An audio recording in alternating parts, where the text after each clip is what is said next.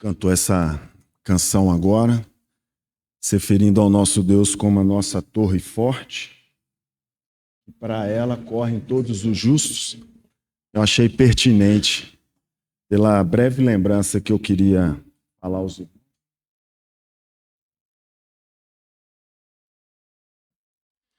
Fazê-lo agora, logo após essa canção, porque é sobre isso que eu queria trazer essa lembrança. Tem coisas que são muito óbvias, né? Eu não sei se, acho que foi o Pablo de ele compartilhando, ele começou a compartilhar, ele falou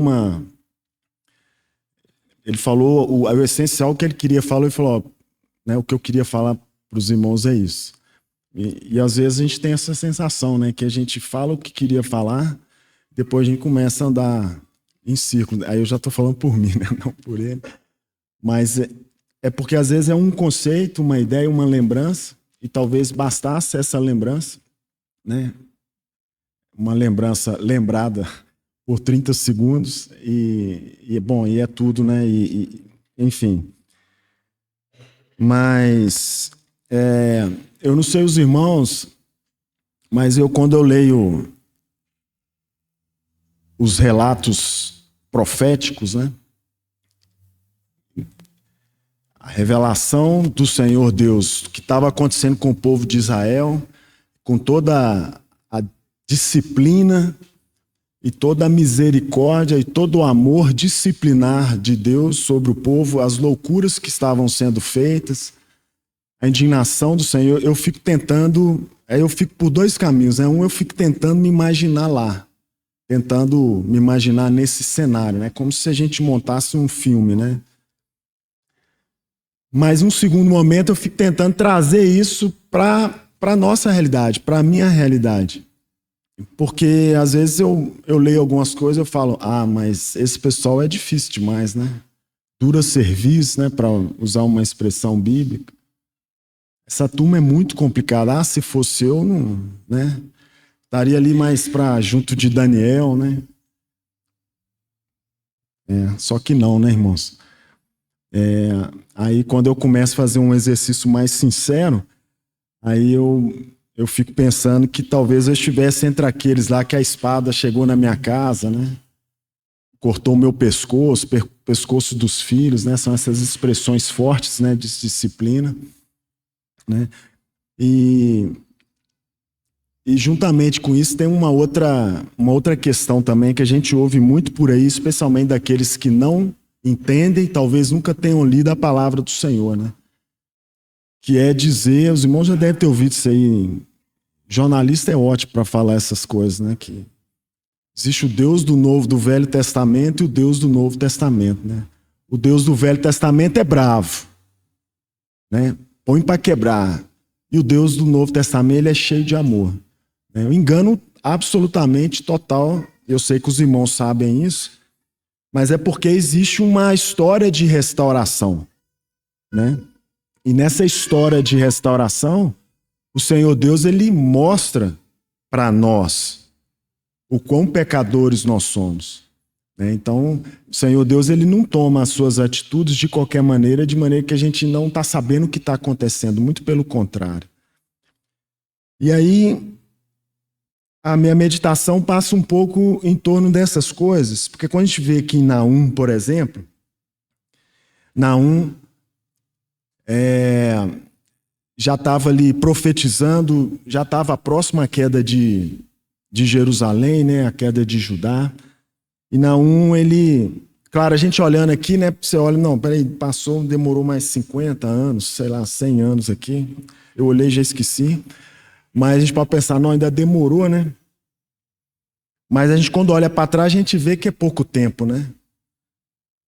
Mas Naum, ele escreveu algumas coisas que, ao mesmo tempo, são assustadoras, né? Naum e Abacuque, que eu vou citar para os irmãos. Mas ele vai falar, ele vai dar esse testemunho, né? Quando ele está se referindo à sentença de Deus sobre Nínive, né? Aqui no capítulo 1, no versículo 2, ele vai dizer, o Senhor Deus é zeloso e vingador, e cheio de ira. O Senhor toma vingança contra os seus adversários, e reserva indignação para os seus inimigos. E é claro, porque eu não sei, mas eu acho que muitas vezes a gente, e certamente muitas outras pessoas, quando a gente pensa assim que o Senhor é vingador, o Senhor é cheio de ira, e dá a impressão que o Senhor ele se ira como a gente, né? Quando eu fico irado, eu perco a minha razão, né? A ira humana, ela é absolutamente diferente, oposta à ira de Deus, né? Então Deus, quando ele está irado, ele não está lá dando chilique, né? Dando pulo lá e tá bravo, fica irracional. Não, Deus não é assim. Então, esse Deus vingador e cheio de ira, ele não é um Deus que perdeu a sua razão. Ele não é um Deus como nós. Que aí ele vai na raiva. Vou pegar aqui o irmão Gabriel, vou pegar ali o Toninho, vou pisar na cabeça deles. Né? Vou pisar na cabeça de todo mundo que é pecador. Morre todo mundo, né? Mas nosso Deus não é assim. Porque a ira de Deus está muito mais relacionada a uma reação natural da sua santidade. A ira de Deus, e é interessante a gente pensar nessa perspectiva que eu entendo que é a perspectiva bíblica, é uma expressão da santidade e do amor de Deus.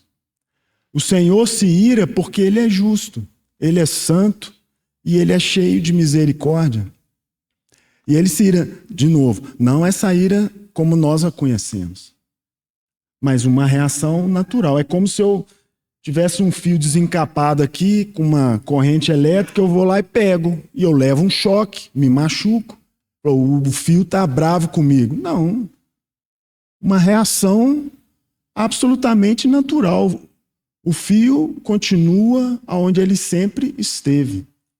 Nosso Deus continua onde ele sempre esteve, sereno, tranquilo, cheio de graça, misericórdia, santo e justo.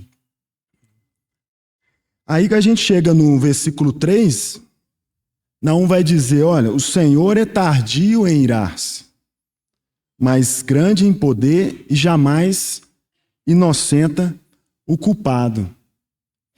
O fato do Senhor ser tardio em irar-se é porque ele é cheio de misericórdia. Esse é o padrão que Tiago nos lembra também, né? Que ele fala, olha, todo homem esteja pronto para ouvir, mas tardio para falar e tardio para se irar.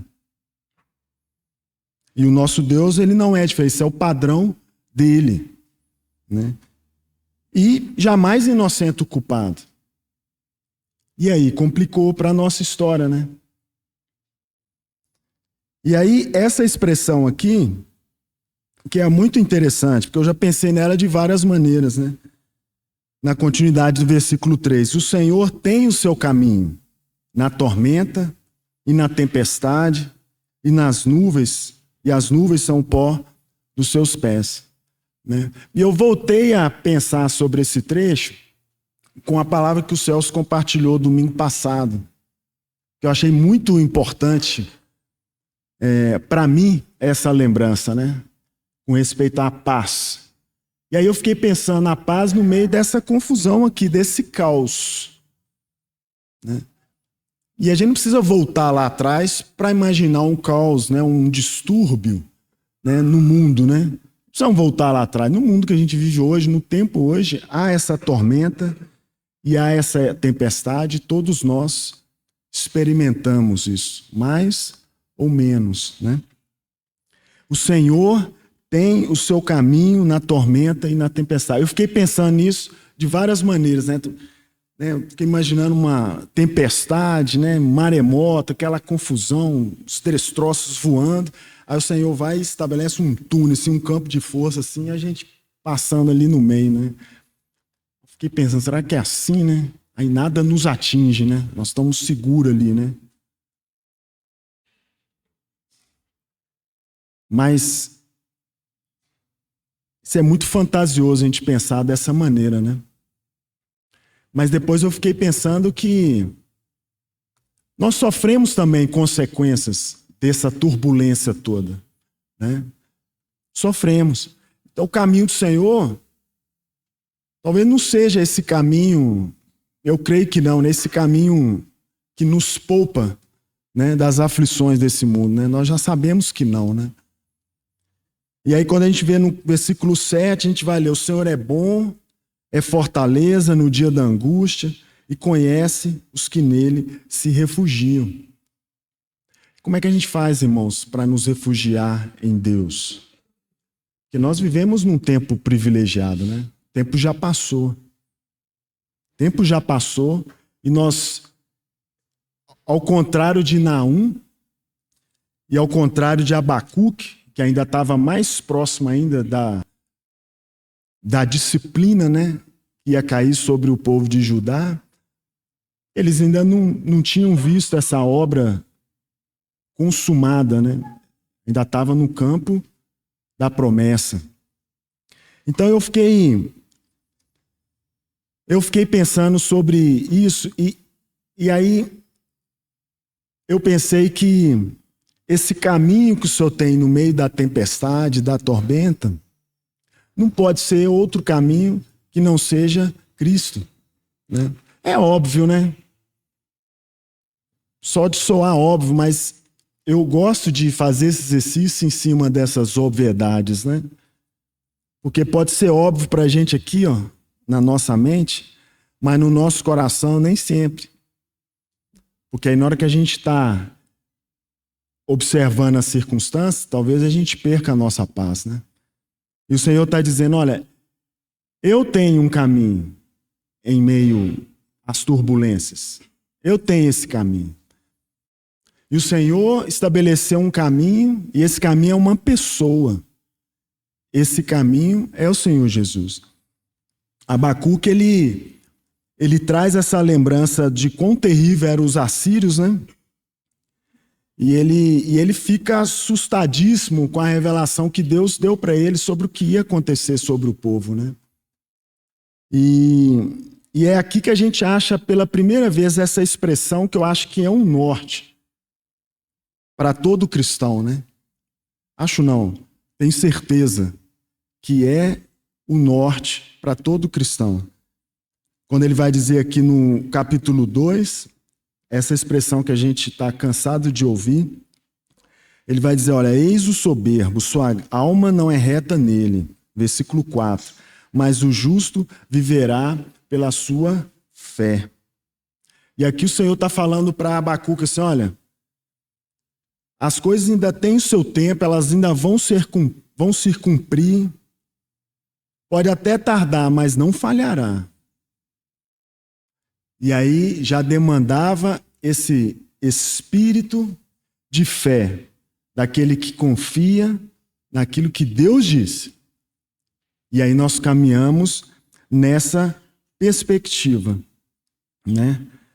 E Abacuque, ele fica tão assustado com aquela loucura que ia acontecer e aconteceu na terra ali de Judá, Jerusalém, né, que ele faz essa oração aqui no capítulo 3, e ele ainda fala para o Senhor assim: na tua ira, lembra-te da misericórdia. Na tua ira, lembra-te da misericórdia. E nós temos que dar graças ao Senhor por isso, pelo que eu mencionei no início, né? Porque o nosso Deus, ele na mesma medida, ele é um Deus de misericórdia, né? Os caminhos de Deus são eternos, como a Marum lembra aqui no versículo 3. Os caminhos de Deus são eternos, né? Então Deus estabelece em Cristo esse caminho de segurança. E louvado seja o Senhor que, num momento como esse, o Senhor nos leva a lembrar dessa obra de Cristo e a lembrar que isso tem efeito hoje para a gente. E aí a gente descansa, porque esse efeito ele é hoje, ele acontece hoje e ele permanece eternamente, né? E essas palavras que Abacuque então vai dizer aqui no final, que também é muito, muito conhecido, né, por nós, talvez sejam palavras que a gente tivesse que meditar nelas dia após dia, dia após dia. Porque nós não temos outro caminho, irmãos, né?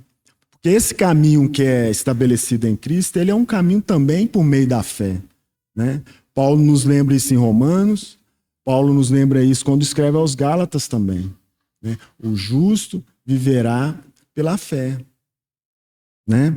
O justo viverá pela fé. A fé em Cristo Jesus. E Abacuque, então, ele vai dizer, olha, em silêncio, no versículo 16, devo esperar o dia da angústia, que virá contra o povo que nos acomete. Ainda que a figueira não floresça, nem haja fruto na vide, o produto da oliveira minta, e os campos não produzem mantimento, as ovelhas sejam arrebatadas do aprisco, e nos currais não haja gado, todavia eu me alegro no Senhor, exulto no Deus da minha salvação. O Senhor Deus é a minha fortaleza, e faz os meus pés como da corça, e me faz andar altaneiramente. E é uma grande lição para nós esse descanso que Abacuque encontrou em Deus. E se a gente colocar no lugar dele, não foi fácil, né? Porque enquanto eu ficava imaginando como que foi, Abacuque viu como seria de fato, porque ainda não tinha acontecido e chegado aquele tempo, né? Então, uma visão de terror. Mas para nós, o Senhor já cumpriu na cruz o seu plano eterno, né? Todo o seu planejamento para a remissão, para trazer de volta aqueles que habitavam ou que habitam na escuridão, a única alternativa possível, porque o inocente não ficaria sem castigo. E aí o que Deus faz então? Ele, como se ele punisse a si mesmo. Então estava Deus em Cristo, reconciliando com si mesmo o mundo. Isso é maravilhoso, irmãos. Isso é maravilhoso. Porque eu não estou dizendo, irmãos, que nós, ao peregrinarmos aqui nesse tempo, nós não vamos sentir dores, né? Nós não vamos nos sentir muitas vezes desamparados, nós não vamos sentir angústia. Não estou dizendo nada disso, né? Mas apesar dessas coisas, eu creio que é esse o sentimento que teve Abacuque, apesar dessas coisas, nós podemos olhar para Cristo e falar, Ele é a nossa torre forte. Tá voando, passa uma vaca voando na minha frente, tamanha tempestade, tamanho a loucura que está acontecendo. Mas eu sei que nele nós temos descanso eterno. Ainda que isso possa não nos traduzir em uma ausência de dor, porque o Senhor nos fez assim, né? Se alguém vier aqui e me espetar aqui com uma faca, com um garfo, eu vou sentir dor. Não importa quanto cheio de fé eu seja, eu vou sentir dor, né? Mas o ponto que eu creio que é maravilhoso para nós é essa expectativa vindoura, e talvez seja o ponto que mais pega para a gente, né? Que a gente tem mais dificuldade. Porque, é claro, nós que andamos no mundo e que tocamos, que estamos vendo, nós temos a tendência de também nos basearmos nessas coisas, né? Então nós podemos cair em dois, como os irmãos já têm lembrado esses dias, nós podemos cair em dois caminhos errados, né?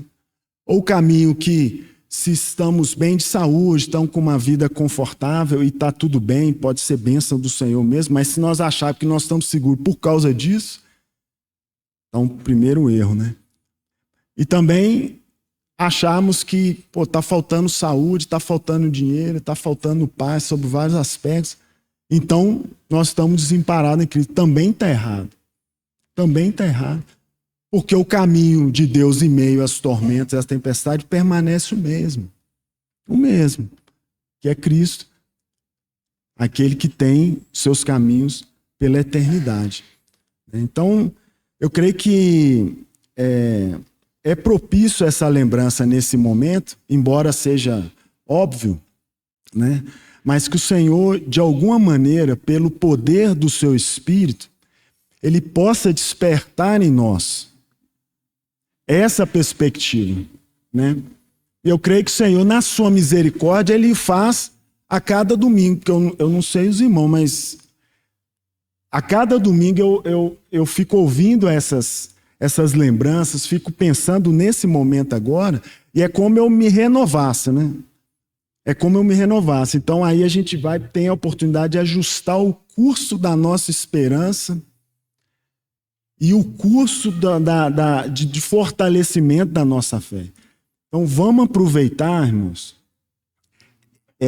isso que o Senhor fez por nós, que esse mandamento fala, olha, fazer isso em memória de mim. E eu tenho certeza, né, porque eu me conheço, que o Senhor Deus, Ele fez isso porque Ele sabe que a gente tende a esquecer das coisas, né? Então, o Senhor, na sua misericórdia, Ele proporciona momentos recorrentes como esse. Então, para mim, foi muito interessante pensar nesse aspecto não de super-herói, né? Que o Senhor, como um grande super-herói, nos livrando das loucuras desse mundo e disparando as suas armas de laser e campos de força, nos protegendo das armadilhas do Satanás. Mas não, né? A questão é que é um caminho muito mais sublime que isso, né? Que é um caminho de segurança em Cristo, uma segurança eterna, de maneira que nem a morte tem o poder, ou deveria ter, né? Mas nem a morte tem o poder de roubar de nós essa esperança em Cristo. Nem a morte, né? E isso precisa aquecer o nosso coração, ainda que seja um aquecimento em Cristo, irmãos, de novo, né? Em Cristo. Porque eu acho pouco provável que nós consigamos sorrir em meio a tragédias na nossa vida, né? Mas sorrir em Cristo nós podemos fazer, sim, né? Porque o cristão, ele vai viver pela fé. Posso não conseguir expressar isso, né, com as minhas feições. Talvez eu não consiga estar alegre do ponto de vista da nossa humanidade, né? O que seria talvez muito estranho, dependendo das circunstâncias. Mas eu não creio que o Senhor nos chama a percorrer um caminho desse. Porque Cristo não percorreu esse caminho. Cristo, sabendo exatamente o que aconteceria a ele, quando ele estava no caminho da cruz, Cristo experimentou quão amargo era o cálice que Deus deu a ele para beber. Cristo não estava ali tranquilo, de boa, isso aí eu vou ali morrer numa cruz e beleza. Não. Cristo sentiu o peso do nosso pecado. Cristo sentiu isso. Sentiu no seu corpo, na sua alma aflita. Pai, tem misericórdia, se for possível, passe de mim esse cálice. Contudo, seja feita a tua vontade. Ele foi obediente até a morte. Então, eu não vejo essa possibilidade de nós fingirmos que as coisas estão maravilhosamente perfeitas na nossa vida, né? Mas não, eu creio que o caminho que o Senhor nos propõe nele, né, em Cristo, esse caminho que ele estabeleceu ao meio dessa loucura do mundo cheio de pecado, é um caminho que percorremos pela fé. E isso é poderoso, irmãos. Pensem sobre isso. Isso é poderoso. Porque aí eu não tenho que ter a obrigação de sorrir, quando na verdade eu estou chorando, porque está doendo. Minha alma está angustiada. Mas por outro lado, a minha fé pode e deve estar fortalecida. Então não é uma angústia de desespero, sem rumo, um desespero de quem não consegue ver, puxa vida, a vida perdeu o sentido. Não, isso não. Mas é uma angústia de quem sofre uma dor que ela é temporária. Quem enfrenta os desafios temporário. Mas esse caminho aqui, ó, esse velório que nós estamos participando, né, domingo após domingo, um velório que não tem corpo, porque este que morreu ressuscitou, glória a Deus por isso, né? Então, esse caminho, nós precisamos falar, olha, eu estou indo queimar na fogueira ali, estou chorando, está doendo, mas eu sei que eu também vou ressuscitar com Cristo. Então, essa que é a diferença, irmãos. Essa que é a diferença. Eu não tenho a expectativa de ver, olha, aquele povo ali, ele é cristão, que eles estão queimando, então está todo mundo rindo, contando piada. Né? Isso para mim não faz sentido nenhum.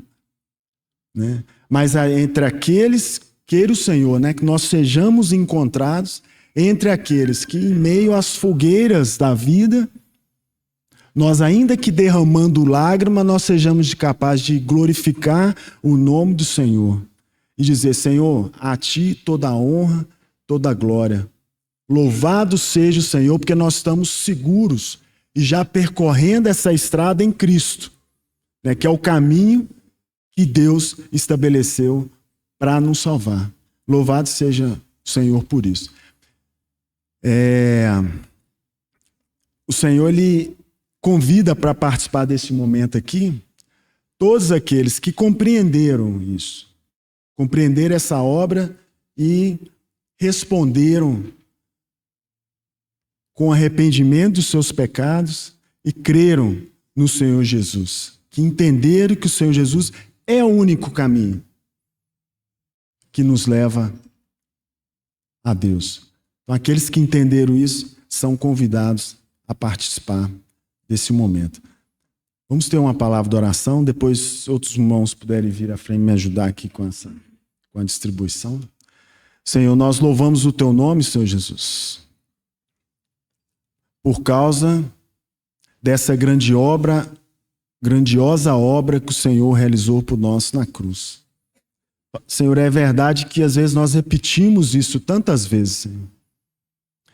Mas oramos, Senhor, para que o Teu Espírito Santo, de fato, traga no nosso coração o peso, Senhor, da realidade bendita do Senhor morrendo naquela cruz, ressuscitando, estabelecendo em si mesmo um caminho de salvação para todos nós. Senhor, traga essa realidade, como já foi orado hoje de manhã, traga em nós esse temor, Senhor, porque o preço é muito alto, Senhor, foi muito alto. Senhor, rogamos, Senhor, para que, a despeito, Senhor, dos desafios que certamente têm vindo e virão, Senhor, dê-nos essa graça, Senhor, de entendermos esse descanso que nós podemos encontrar em Ti, Senhor. Obrigado, Senhor, obrigado porque pela Tua misericórdia o Senhor tarda na sua ira, Senhor. E o Senhor estabeleceu em Cristo, Senhor, esse caminho tardio, Senhor. Obrigado, Senhor, por esse grande amor com o qual o Senhor nos amou. E obrigado, Senhor, porque o Senhor já tem aberto os olhos de tanto, Senhor. E oramos a Ti agradecidos, Senhor, por esse ajuntamento no dia de hoje, agora, por essa doce oportunidade de meditarmos sobre isso juntos. Louvado seja o Teu nome por isso, Senhor, em nome do Senhor Jesus. Amém, Senhor.